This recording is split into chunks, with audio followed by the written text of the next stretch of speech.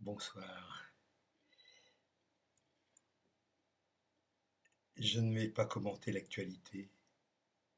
D'abord parce que l'actualité, c'est ce qui passe. C'est comme la mode.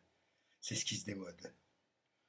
Et en plus, on risque de dire des bêtises qui sont démenties, enfin, des choses qui sont démenties quelques jours plus tard. Ce que je vois,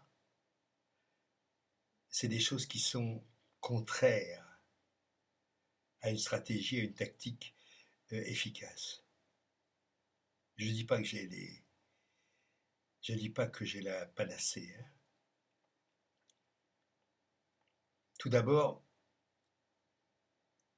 en lisant tout ce qui se voit sur les réseaux sociaux, je m'aperçois qu'il y a une, un excès, pour ne pas dire, c'est pire que ça, de moraline.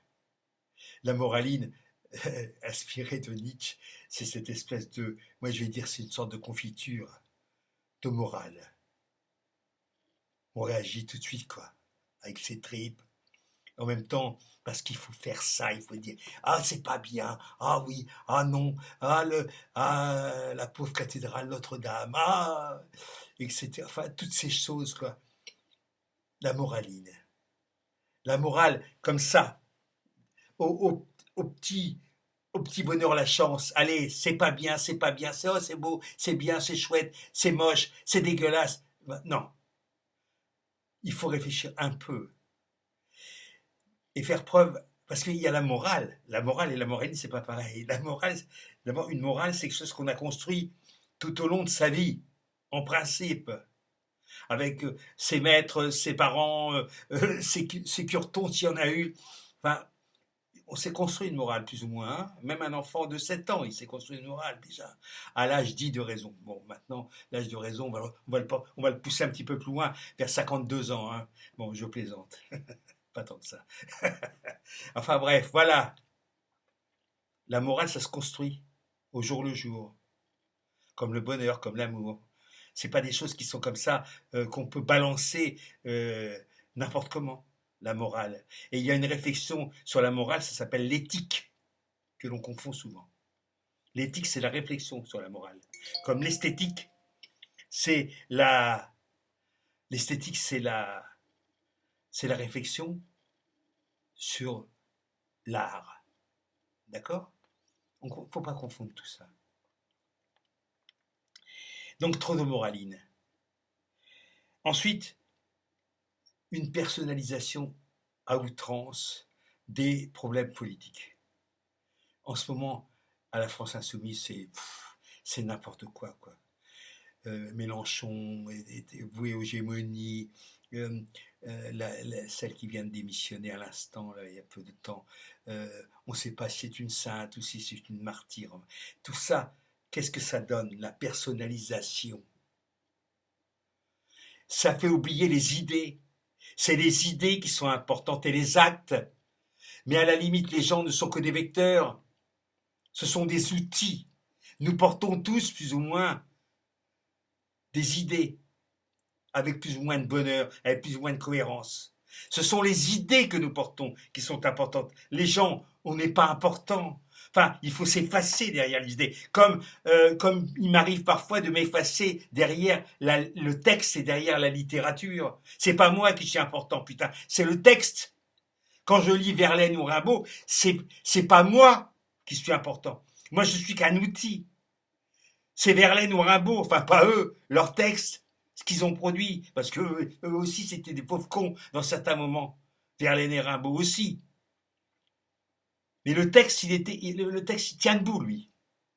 Et si des idées tiennent debout, elles tiennent debout, c'est elles qu'il faut défendre. Pas Mélenchon ou du con ou du gland. On n'en a rien à foutre. C'est les idées.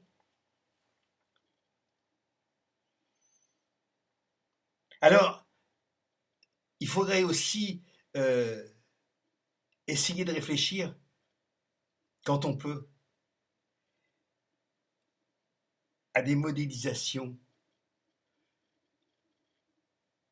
de révolution, mais on en a trop déjà. j'avais plutôt écrit, il faut se débarrasser des vieux modèles. Parce que les choses, contrairement à ce qu'on dit, l'histoire repasse les plats. C'est pas vrai. Chaque moment est un moment singulier, différent de tout ce qui s'est passé avant. Il y a peut-être des analogies, mais comparaison n'est pas raison, comme on dit. Donc, il faut absolument essayer de réfléchir, non pas au modèle passé, mais au modèle dont on risque d'avoir fortement besoin. Et je pense notamment à la catastrophe écologique qui se prépare. Ça, c'est une évidence. Je ne sais pas si on fera la révolution, mais putain, le changement climatique, lui, il est là. Je ne vais pas dire que l'espèce humaine va claquer, va disparaître en 2040, enfin, ou 45, j'aurai 100 ans. Hein. Non. Parce que d'abord, rien n'est sûr, et puis parce que c'est absurde de raisonner comme ça.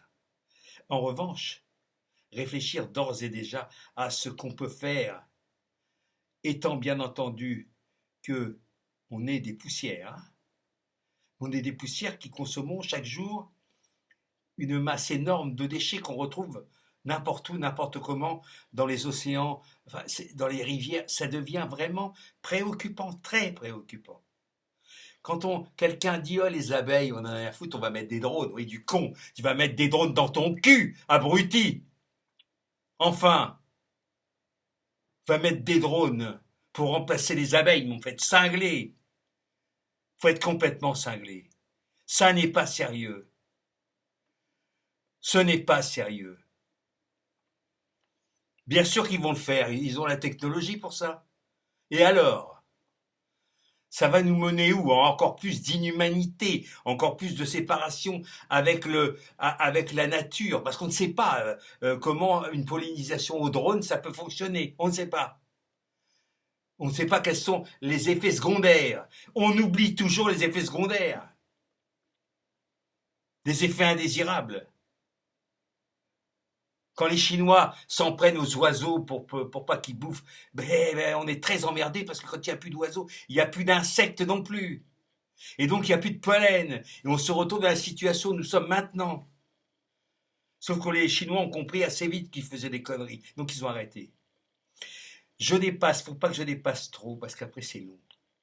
Camarades, gilets jaunes, amis, je vous embrasse.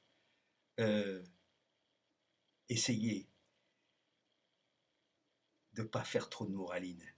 D'abord, c'est dégueulasse.